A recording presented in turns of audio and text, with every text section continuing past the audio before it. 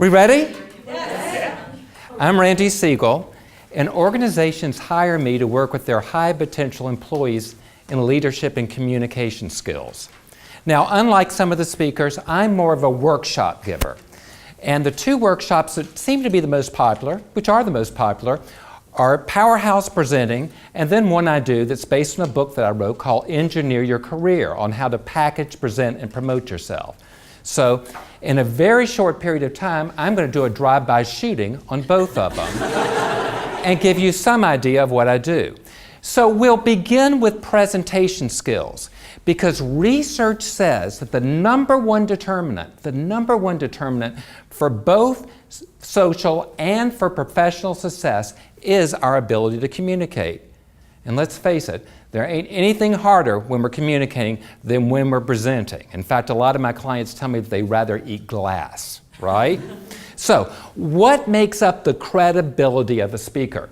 Research tells us there are three different cues. Number one, our visual appearance. Makes sense?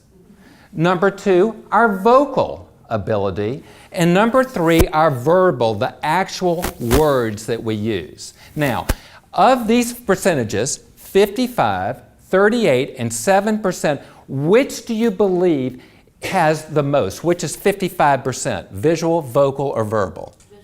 Visual. Absolutely. What would be the next one?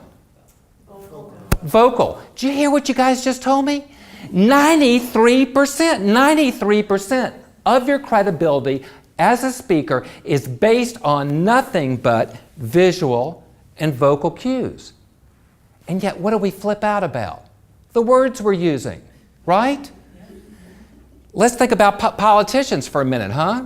I don't have to mention Sarah Palin, a couple of others that are out there. It's true, 93% of our credibility as a speaker is based on nothing but visual and vocal cues. So let's zero down and talk a little bit about visual cues, okay? So, how many of you all have ever been on a blind date? Come on, fess up. Oh, yeah, I have. Good. How many of y'all have ever interviewed somebody? Okay, let's talk about the blind date. Far more fun, right? Doorbell rings. What is the first thing that you do? Am I right? And then what do? You already know. You walk out there. You can go home. I'm not going to have a good time with you. Right?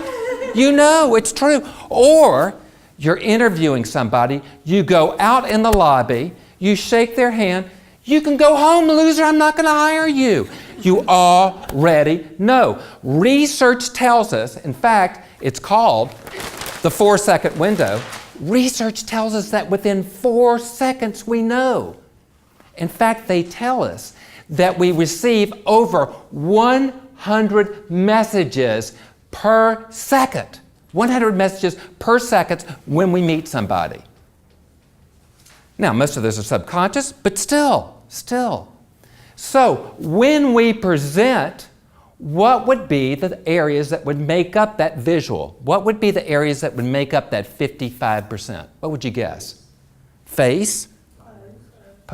Pose? Absolutely. Clothes? Absolutely. There are 5 areas. Dress, our stance, eye contact, gestures, and movement. Now, I told you it'd be a drive-by shooting, so we'll just talk about 2. Okay?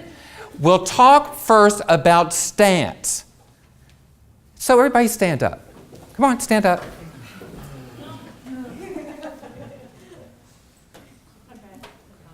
Dang, you guys are so predictable. Sit down.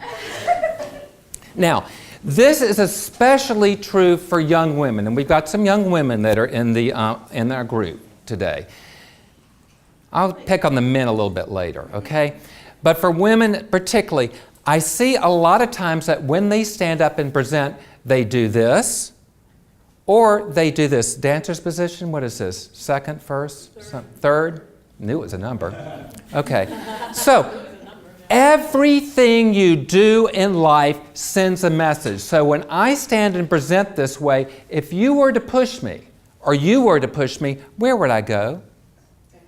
down. So what message am I giving? I can't stand on my feet. So when you present, what you want to do is put your feet solidly underneath your shoulders. Everybody stand up and try it. Now women, you're going to feel a little bit like a truck driver doing this. I'll warn you.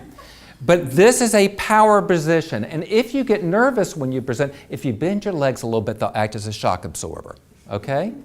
So this is a position of power when you present. And know that this is, you can sit down.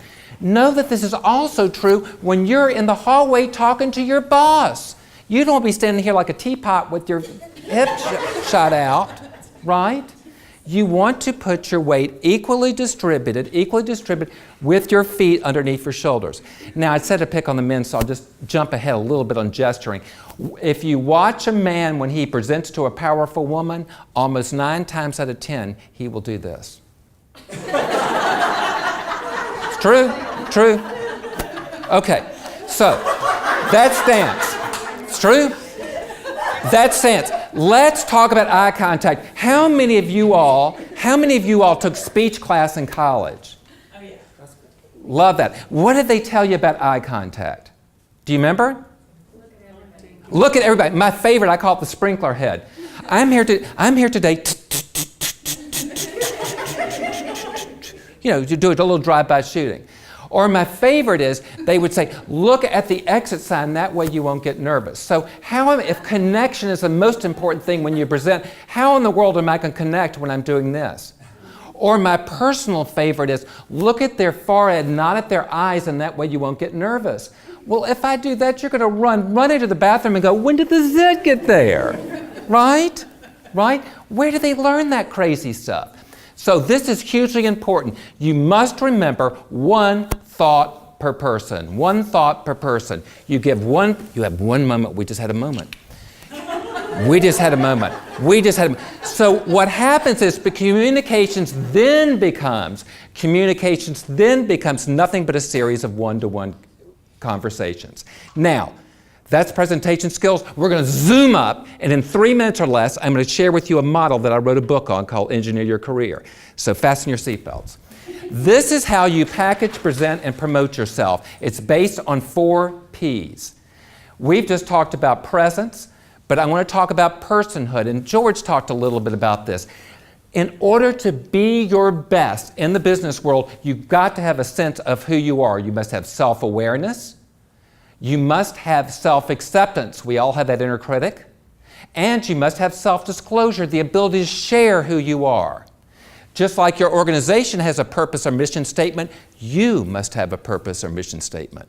So this is your internal philosophy, if you will. Then you get to persona, and this is how we package, present, and promote ourselves. What is your unique selling proposition? The 3 things that separate you from all the other bozos that do what you do. And where's the proof that backs that up? And then finally we get to presence. We are all judged on 3 criteria. Our likability. Is this somebody I would enjoy having a beer with after work or a cup of coffee? Our credibility. Can I trust them? Will they follow through on commitments? Do they know their stuff? And then finally their authority. Are they competent? Are they confident? Are they convicted? 3-legged stool that we all stand on. And at no time is that more evident than when we present.